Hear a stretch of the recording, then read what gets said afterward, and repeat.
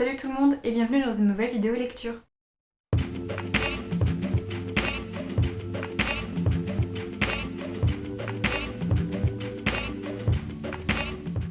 Les lectures dont je vais vous parler aujourd'hui sont des lectures que j'ai faites entre le mois de juillet et le début du mois d'octobre, qui ont été entrecoupées entre temps, vous savez, par le littératon féminin du mois d'août si vous avez regardé cette vidéo auparavant.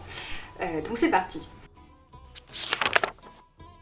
Je commence avec un essai très connu qui est Surveiller et punir de Michel Foucault. Donc c'est un ouvrage qui va revenir sur la prison, le milieu carcéral en partant d'environ le Moyen-Âge et qui va parcourir, on va dire, l'évolution de cet environnement à travers les siècles, de ses changements dans l'organisation, dans sa structure, dans ses procédures et même jusque dans son architecture. Donc il y a un aspect qui va être historique, qui va être très important dans l'ouvrage de Foucault. Et ça ne vous étonnera pas que je vous dise que c'est une lecture qui a été très complexe. Vraiment, c'est un ouvrage qui est pas à mettre entre toutes les mains, qui est difficile.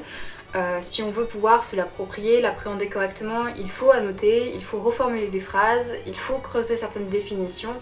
Et même en faisant ça, vous n'êtes pas... personnellement, moi je ne pense pas avoir tout saisi, je pense même avoir mal compris peut-être certaines choses, ne pas avoir,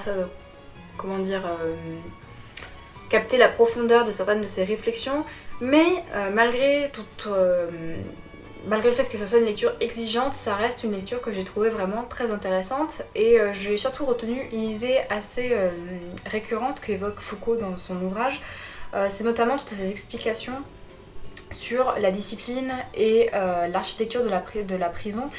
Donc la discipline, c'est un petit peu tout ce qui comprend la surveillance, les examens, les exercices, on va dire, et que c'est un schéma qu'on retrouve donc à la fois dans l'armée, mais aussi dans les hôpitaux ou dans les écoles. Et ça, c'est quelque chose qui revient assez régulièrement dans l'ouvrage de Foucault. Il y a même des schémas à l'appui des images pour illustrer son propos. Et à la fin du livre, il dit quelque chose que je trouve de très intéressant. Alors je vais vous lire le passage. « S'il y a un enjeu politique d'ensemble autour de la prison, ce n'est donc pas de savoir si elle sera correctrice ou pas. Le problème actuellement est plutôt dans la grande montée de ces dispositifs de normalisation et toute l'étendue des effets de pouvoir qu'ils portent. » Ce que nous dit Foucault là, ou en tout cas moi ce que j'en comprends, c'est que finalement que certes la prison, qu'elle fonctionne ou pas, c'est une question qu'on peut se poser, mais c'est surtout la question que lui se pose, c'est que finalement les principes qu'on applique au milieu carcéral sont en train de s'étendre dans d'autres domaines comme l'école, les hôpitaux, ou enfin en tout cas ont servi à développer d'autres domaines. Et du coup c'est un sujet quand même qui est assez troublant et qui nous fait nous poser des questions un peu sur le fonctionnement de notre société. Donc voilà, j'ai pas la prétention d'en dire plus sur Surveiller et punir, vous vous en doutez, c'est un ouvrage très complexe, j'ai vraiment pas les compétences pour en parler plus précisément, plus profondément. Je l'ai lu dans le cadre d'un book club, donc j'ai vraiment hâte d'en discuter avec les personnes qui étaient dans ce book club parce que je sais qu'on n'a pas toutes et tous les mêmes idées, qu'on n'a pas les mêmes interprétations, pas les mêmes réflexions, donc c'est toujours très intéressant d'en discuter avec d'autres personnes. Et je sais qu'il y a des gens de ce book club qui regardent cette vidéo et je vous attends, il faut qu'on s'organise pour pouvoir parler de ce livre. Deuxième lecture qui n'a pas grand chose à voir, c'est un roman graphique autobiographique d'Alison Bechdel, Fun Home. Alors, de ce que j'ai compris, un roman graphique, c'est une bande dessinée qui est sous forme d'un seul volume, avec en général plus de texte qu'une bande dessinée classique. Ici, ça se passe aux États-Unis, puisqu'Alison Bechdel est américaine. Elle va revenir donc sur la figure notamment de son père. C'était un homme un petit peu, on va dire, un original, qui était passionné par la décoration, la mise, on va dire, en scène de leur maison, dans une déco très particulière, je dirais une espèce de déco 19e de ce qu'on voit. En temps normal, eh bien, les profs d'anglais et croque-mort dans le petit patelin dans lequel ils vivent. Et Bechdel va nous expliquer finalement les relations interfamiliales entre son père, elle, sa mère et ses deux frères. Et notamment tous les non-dits qui traversent cette famille, tous les malaises, tous les mal-être qui sont cachés, qui ne sont jamais exprimés à voix haute. Et comment cette figure de père, elle va engloutir finalement Alison, ses frères et leur mère. Alors, on l'apprend un petit peu plus tard dans le livre, mais en fait, le père de Bechdel est un homosexuel caché, et c'est super intéressant parce qu'elle va mettre la découverte de cette homosexualité cachée en rapport avec la découverte de sa propre homosexualité à elle. Donc c'est un thème du livre qui est assez important et très intéressant. Ce que je trouve que Bechdel arrive à faire très bien, c'est qu'elle met en scène vraiment son père avec une sorte de suspense, de mystère qui l'entoure, qui vraiment entoure cette figure paternelle pendant tout un temps du livre, ce qui fait vraiment penser vraiment à un drame familial finalement. Je vous en dis pas plus parce qu'il y a quand même d'autres événements dans le livre qui surprennent. Qui alimente ce côté, on va dire, drame, mystère, un peu enquête que j'ai trouvé assez captivant et prenant. Ce qui est aussi très impressionnant, c'est que Bechdel, elle analyse sa propre évolution, son propre parcours vis-à-vis de ça, et on voit qu'elle a pris du recul par rapport à son enfance, par rapport à sa famille, et c'est pas forcément quelque chose de facile à faire, je pense. C'est pas un dessin vers lequel je me tournerais habituellement, mais je trouve que ça fonctionne bien ici parce que les dessins ne prennent pas le pas sur le texte qui est ici vraiment le cœur, je dirais, de l'ouvrage.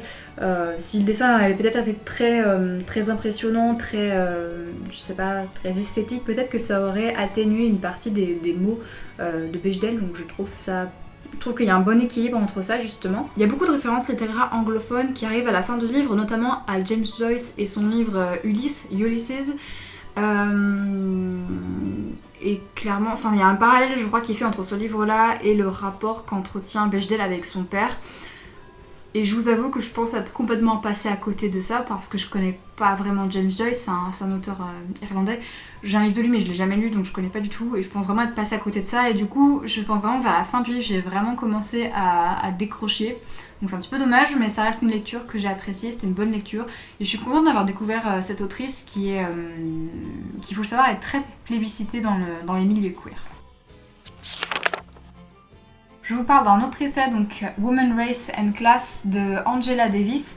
Il s'agit vraiment d'un de mes livres préférés que j'ai pu découvrir cette année. Dans ce livre qui est très dense, Davis elle va nous parler de l'abolition de l'esclavage et elle va partir de cette période historique jusqu'aux injustices contemporaines que subissent toujours les Afro-Américains.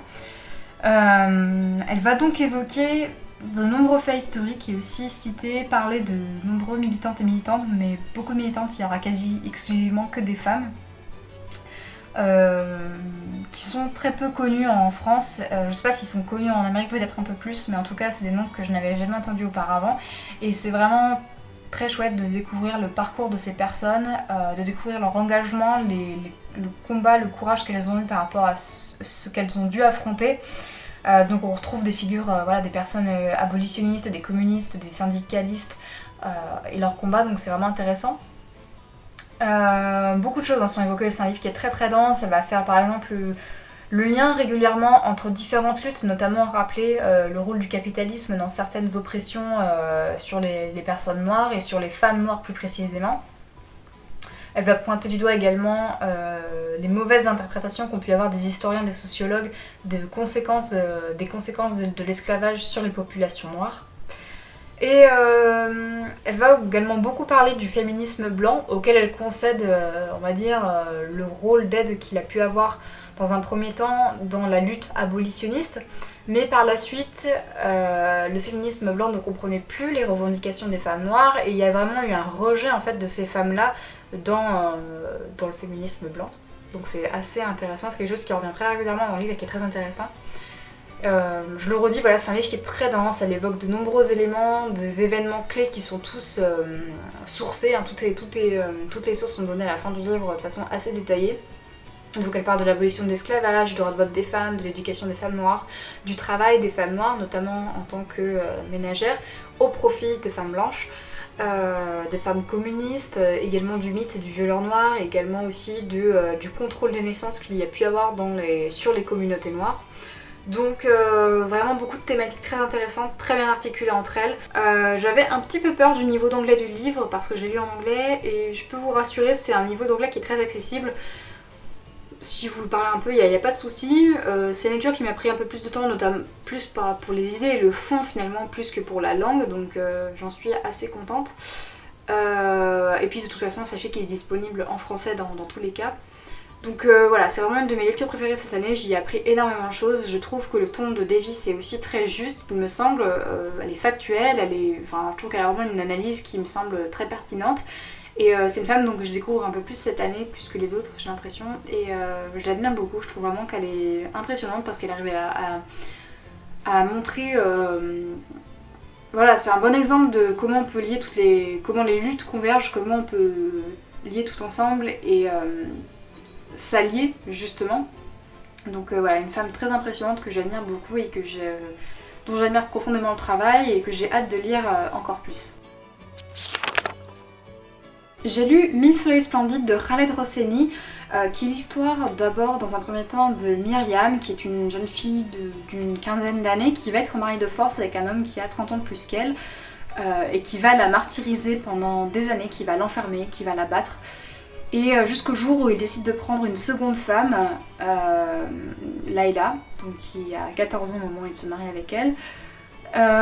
Et ces deux femmes vont dans un premier temps avoir une forme de rivalité, mais très vite elles vont s'allier face à la violence de ce mari. C'est une histoire qui, je dirais, se déroule à deux niveaux.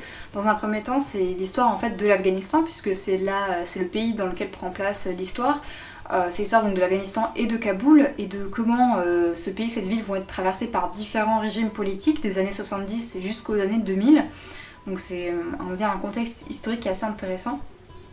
Et en deuxième temps, on va suivre le destin de ces deux femmes qui vont être complètement ballottées par tous les chaos qui vont traverser le pays, toutes ces crises politiques, tous ces régimes politiques, toutes ces guerres qu'elles vont prendre en fait, dont elles vont subir les conséquences de plein fouet. Donc vous imaginez bien que la vie de ces deux personnages est très dure, qu'il y a des passages d'une violence et d'une injustice qui sont terribles et révoltantes. C'est pas un livre à mettre entre toutes les mains, notamment si le sujet des violences conjugales vous touche particulièrement, je vous conseille pas de lire ce livre. Cela dit, voilà, c'est un sujet qui me semble très important et qui est bien traité, je pense, notamment quand on sait le contexte actuel en Afghanistan, parce que si vous ne le savez pas, depuis juillet-août de cette année, les talibans ont repris le pouvoir en Afghanistan, donc ce qui signifie une perte de droits conséquente, si ce n'est totale, pour les femmes notamment. Malgré tout, j'étais contente de découvrir cet ouvrage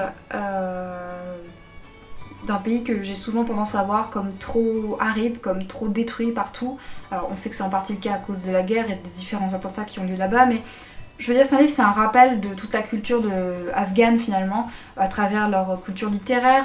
Des auteurs et des poètes sont régulièrement cités dans le livre, une culture culinaire qui est aussi évoquée régulièrement, de la ville de Kaboul, des différents dialectes, des lieux qui sont visités, etc. Donc c'est un livre qui est intéressant pour cela. Et alors Khaled Hosseini, c'est un auteur d'origine afghane mais qui n'a pas vraiment beaucoup vécu en Afghanistan, qui vit aujourd'hui aux États-Unis. Il a beaucoup voyagé du fait du travail de ses parents, mais c'est surtout qu'il a dû quitter le pays suite à l'occupation soviétique.